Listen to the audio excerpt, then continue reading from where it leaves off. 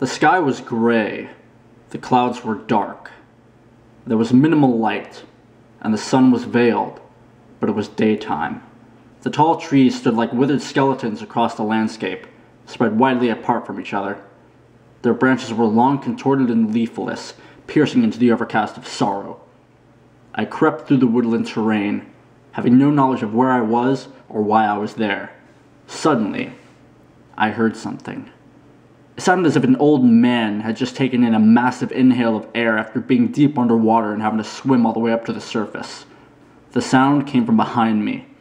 I wanted to know the source of the sound, to discern whether or not it could bring me harm, despite my fear of what it could be. I turned around and saw someone there. It was a woman. The very sight of her turned my bones into ice. She bore no clothing. Her face and her breasts were concealed by her lengthy jet black hair. Her skin was corpse gray, like the sky of calamity that lingered above. Her right arm began to rise, with her hand open, and her fingers hanging toward the ground, an exception for her pointer finger, which was pointed straight ahead. Upon instinct, I wished to turn around and evaluate that which her ghastly hand appeared to be designating. Thus, I turned to the direction in which I was originally turned, and something stood far away from me that was not there before, and I felt the temperature of the air drastically decline the immediate instant I looked upon it. It was a gargantuan stone statue. It appeared to be facing away from me, as no face could be detected. Two arms with menacing claws hung at 45-degree angles. A head with two small horns was tilted forward. Two monstrous wings stretched out far to the sides. The entity the statue depicted was not of the world I had known. I noticed my breath had become visible in the glacial air that enveloped me. On the other side of the statue, an inexplicable light began to shine from the ground, getting brighter with each second. As the light augmented in strength, the sky got darker, and eventually, my eyes beheld a harrowing silhouette from the statue.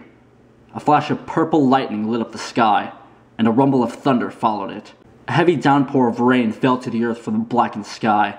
A vehement wind furiously came forth from the unknown realm beyond the statue, with a whistle of malice. Lightning and thunder continued to ensnare my perception with increasing ferocity.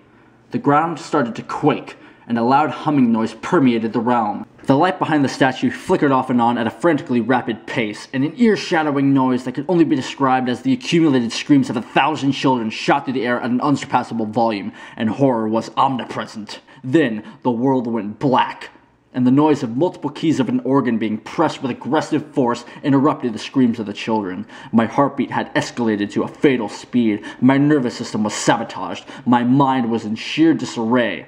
And after all the excruciatingly tormenting stimuli I had just undergone, I was on the threshold of begging for death. The sound of the organ faded away, and my vision held nothing but blackness. But in the blackness, I heard the voice of a young girl coming from somewhere in front of me. The voice echoed in a whisper throughout the black void, as if it had some unseen solid walls. He's watching you. I gazed about the blackness, but could find nothing visually perceivable. Eventually, I couldn't even move. I was frozen, as if some unearthly energy had inflicted me with paralysis. My limbs were incapable of motion, and I was completely and utterly powerless. Then, I heard another whisper. This time, what I heard was spoken without an echo, and it was spoken from directly behind me. The gender of the speaker was not female. You know who I am.